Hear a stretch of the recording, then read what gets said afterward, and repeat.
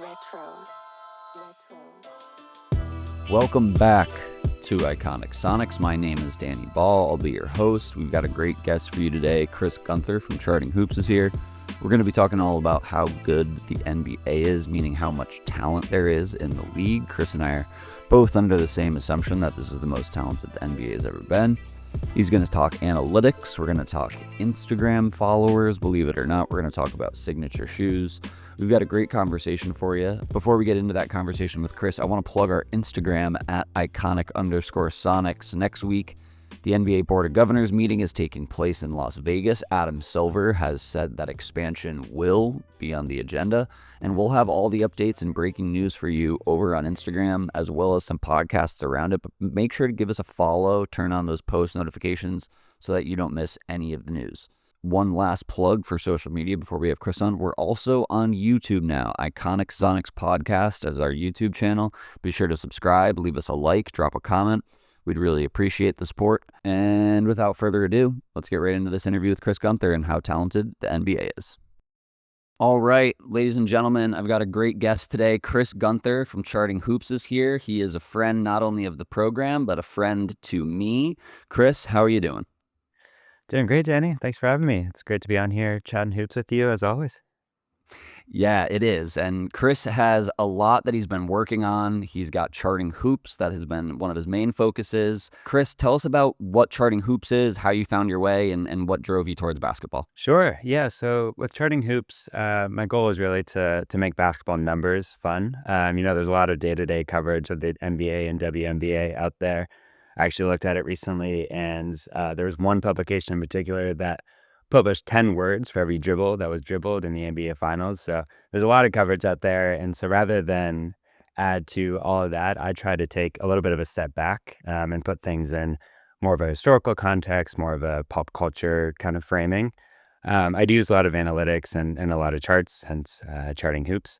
And I did start my career in consulting, so I was deep in Excel. Yeah, but I tried to use the analytics in a way that invites readers in, and that even my mom, who's maybe not into win shares per 48 as deeply as I am, for example, even she can understand and find interesting and find a connection to. So yeah, that's really what I'm trying to do with Charting Hoops. I try to keep it positive. There's a lot of talent in the NBA and WNBA, and I try to recognize that and uplift the players as much as I can, which, I think we'll get into on the remainder of this pod. Definitely. I think the positive approach you take in contrast to some of the national media outlets is great. Also being a stats, I always call myself a back of the baseball card kid because I was always obsessed with knowing guys' season stats, career stats, batting averages, whatever. So I've always had a love for that too. That's exactly why we've got you on the pod today. This is the first part in a longer series that we're doing here on Iconic Sonics about considerations around expansion. Today, we're going to start with talking about the talent that's in the NBA. Both you and I are under the assumption that this is the most talented the NBA has ever been. Can you talk about disseminating that information down into single statistical categories and kind of how you got there?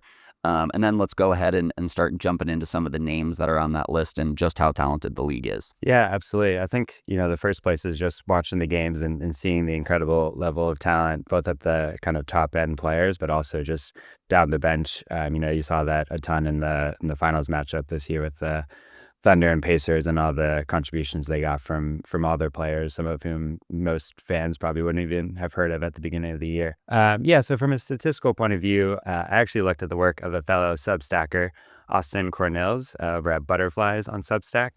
And he looked at kind of the evolution of players in the NBA who have hit a certain win share threshold or a box plus minus threshold, which are, all-in-one stats that sort of try to capture a player's contribution toward getting wins on the court.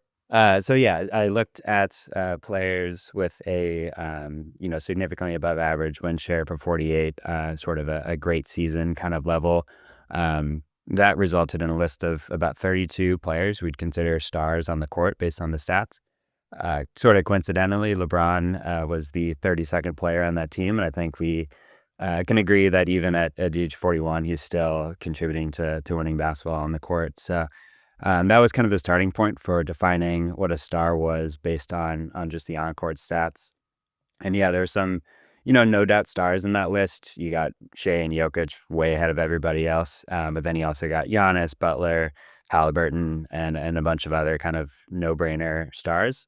There were a couple other interesting ones that, some players that kind of fly under the radar a little bit, but that really do impact winning on playoff teams.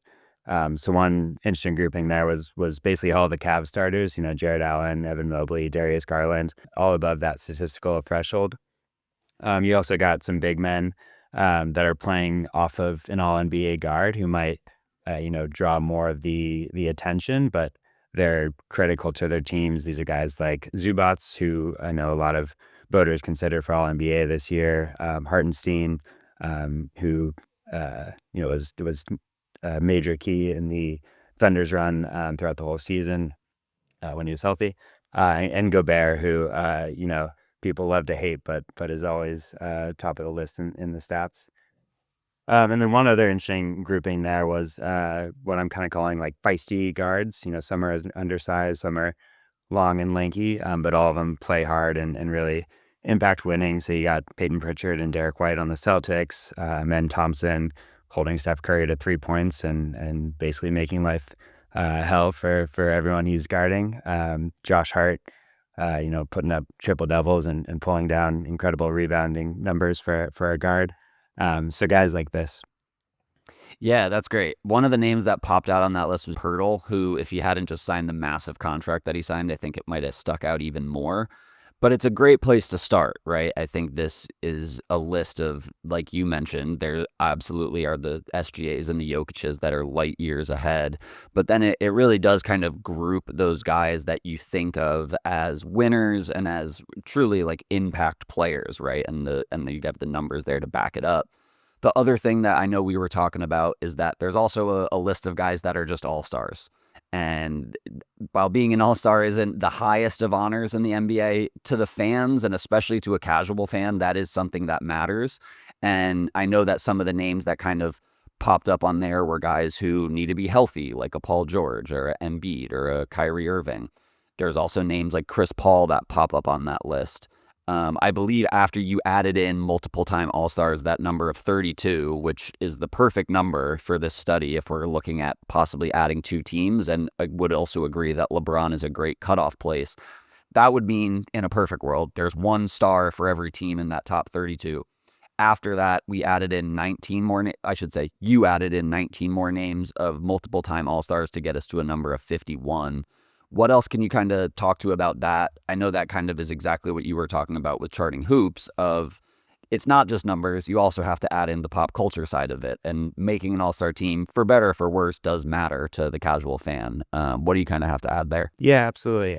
I totally agree. While I am deep in the stats, you can't base everything off of the numbers. It is a visual game, and fans are going to root for players that they want to root for, that they think are all-stars, and that these are the guys that bring eyes to the TVs and bring fans to the arena.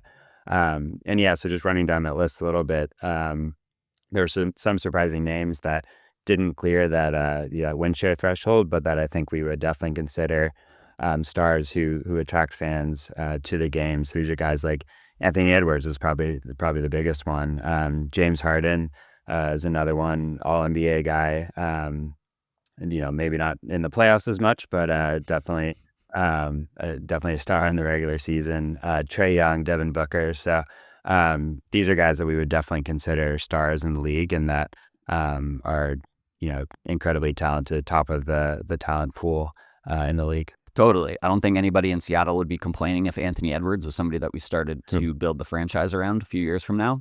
Don't think that's really on the table, but it's important to include these guys. I know also names like Jamal Murray, Buddy Hield popped up. These guys aren't unbelievably night in and night out stars, but if you think about some of the games and performances that Jamal Murray has had, specifically just in the playoffs, whether it's in the bubble having huge scoring outbursts, or even just as of this year and last year, huge clutch shots at the end of games, again, wouldn't be somebody that would be anything to brush off when you're looking at starting a team, especially an expansion team. That would be a great name, and he's not even the best player on his team, and it's not even really close, like we said with Jokic. To add even more, culture, pop culture, outside stuff into it, we got into another conversation that we layered into your analytical breakdown here. It had to do with Instagram. First of all, what's the Instagram that people can go follow you over at, so that we can plug that right now? Sure, yeah, I'm at Charting Hoops. Unfortunately, I'm not quite at the following of some of these guys we'll talk about in a second yet, but maybe you all can change that. Exactly. There you go. We'll have some of our iconic Sonics fans definitely go check out at Charting Hoops. But so we started to layer in what people's Instagram following was. Obviously, we also talked about you can't really historically compare that. Michael Jordan didn't have Instagram until 2014 or 2015. Larry Bird was not on Instagram. Magic Johnson was not on Instagram. Although his Twitter presence still makes me laugh to this day. What did you kind of see here? We had a category that I loved, which were people that dated Kendall Jenner and probably uh, grew their Instagram following due to that celebrity relationship. But yeah, were there any that popped out here in your mind? Yeah, yeah. And so what we were looking at here were accounts with more than 3 million followers, and there were 37 of those players in the NBA as of last week when we pulled this data. Yeah, Ben Simmons and Kyle Kuzma both on that list. Maybe not guys that Seattle fans would be the most excited to have leading their teams, but hey, they're popular with at least a segment of fans for whatever reason. Um, the Ball brothers were also up there, Lonzo and LaMelo. Jumped onto the scene with the Big Baller brand back in the day. I'm actually based in Sydney, Australia now, and the number of LaMelo Ball jerseys I've seen living here kind of blew my mind and confused me for a while until I remembered that LaMelo, went to college to play in Australia for a year, so he's got that global recognition and fame. So that could bring new fans to whatever city gets these new teams. On that note, too, Dennis Schroeder was sort of surprisingly up there, surprising to me.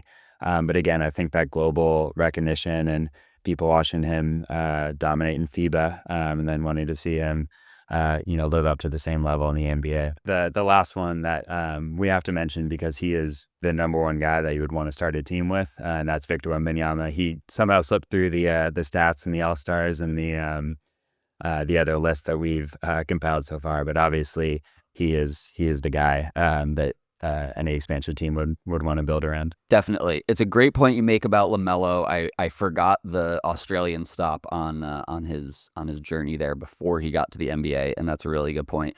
In the same vein about him, I have a couple buddies that coach sixth grade basketball, and I think they said the majority of their roster wore LaMelo Ball's Puma signature shoe this year, and that's how it was for most of the teams that they played against too. So he obviously is tapped in with some different communities.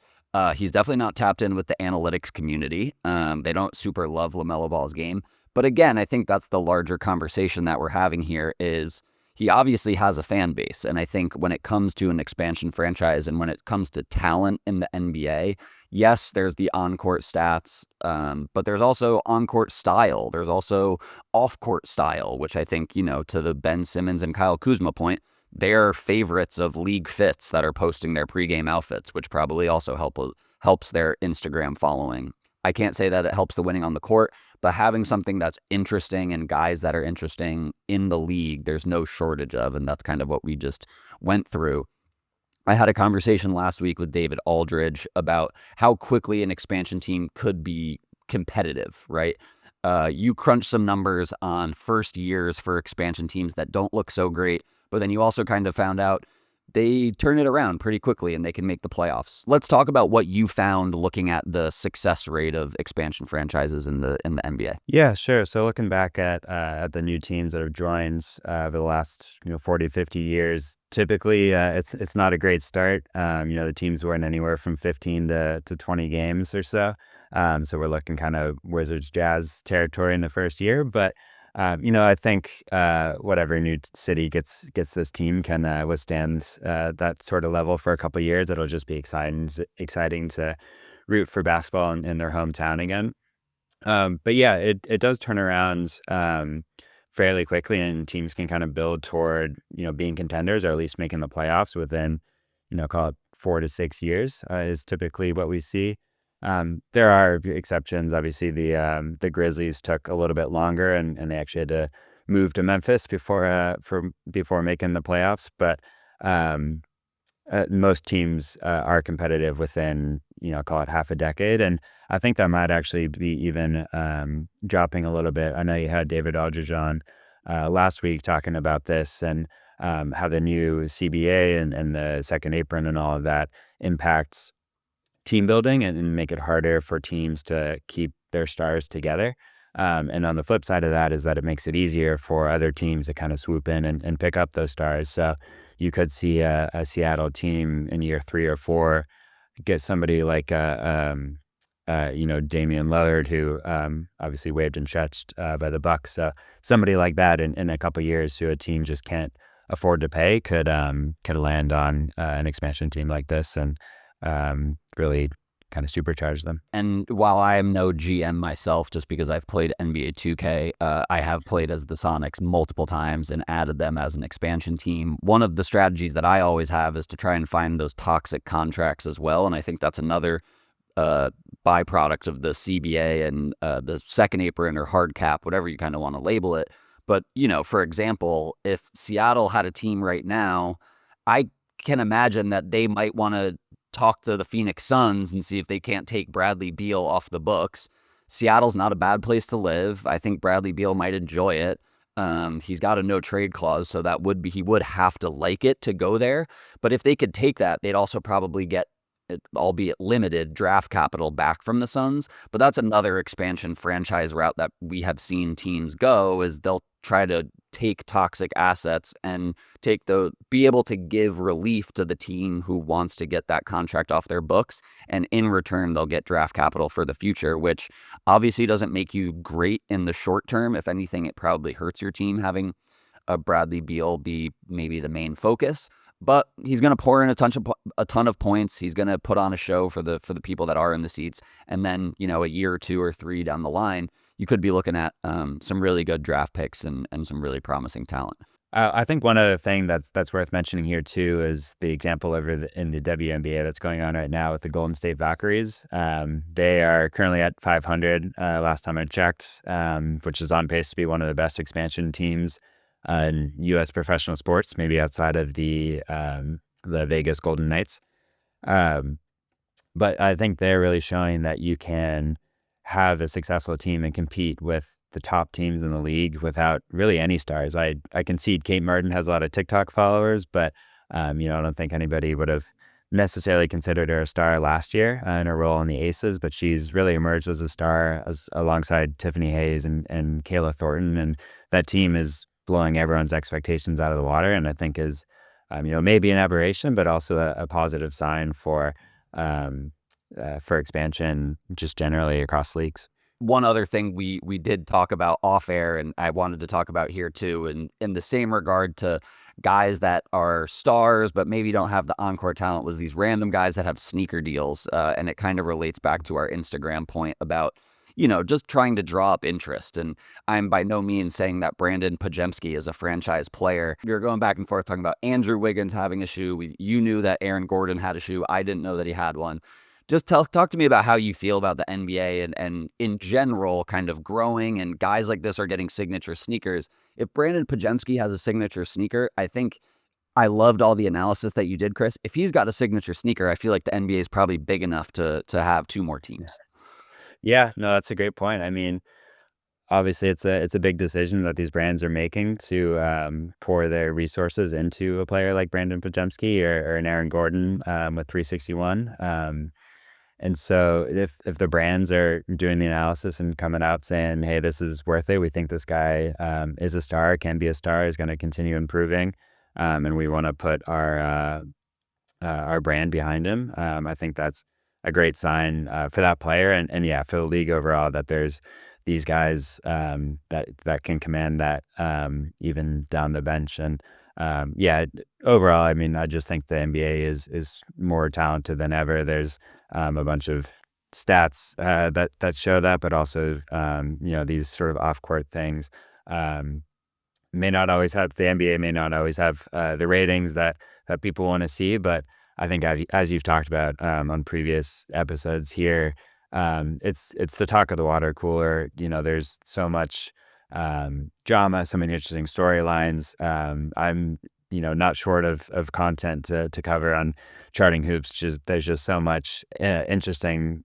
stuff going on with among the star players and down the line. So yeah, exciting time for the NBA, exciting time for new cities coming into the NBA, and yeah, just excited to see where it goes. I know that you have a new post over on the Substack Charting Hoops, all breaking this down in even more detail. I couldn't urge people to go over there quicker and check it out. Whether you like stats or you like the NBA or you're trying to gain more information about either one of those, it's a great place. It's a great resource. Chris writes in a way where my brain goes to the next thought, and then his next sentence is filling in the answer to the question I have in my head. So I really couldn't recommend it more. But Chris, rolling the red carpet out for you. What do you have to plug? Where can people find your stuff? Thanks, Danny. Yeah, really appreciate that. Yeah, I'm at Charting Hoops on Substack, Charting Hoops on Instagram. Got a couple of exciting posts coming up looking at city happiness, which I think, could spike in Seattle or Vegas or Mexico City or whatever teams get these new, whatever cities get these new teams. So look out for that one coming soon. But yeah, it's been great to be on here with you. Really appreciate it. We loved having you. We'll definitely have to have you back. I know we've been kicking around the idea of doing a mock draft for the expansion teams. I think I will have to stake claim to the Sonics, so that probably means you'll end up getting Vegas, but I'd love to have you back on and do that soon this summer. Sounds great.